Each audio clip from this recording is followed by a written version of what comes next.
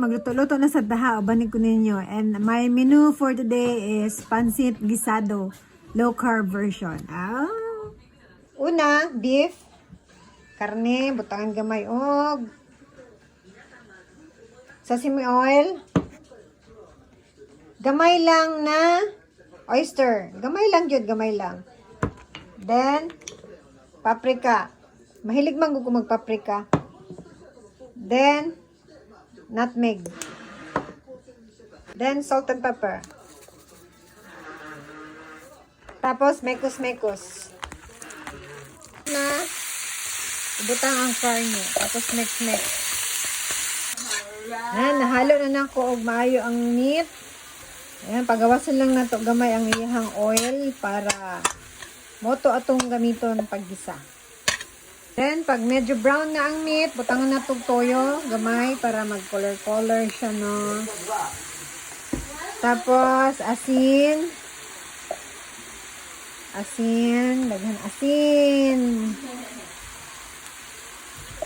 Tapos, pag nakita na ninyo na magawa sayang oil ka na, magawa sayang oil, that's the time na butangan na ito ang garlic. Garlic.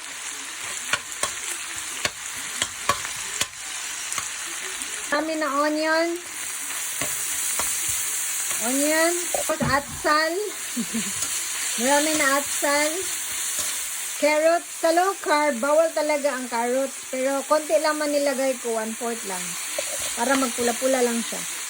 Tapos, butang na ito ang cabbage. Tapos, pag medyo half cook na ang cabbage, ilagay natin itong ating shirataki noodles.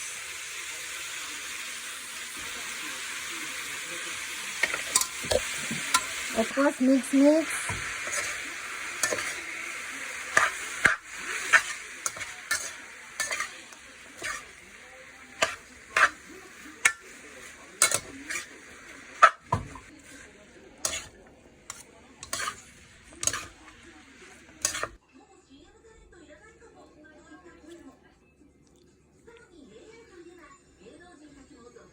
And dekimashita!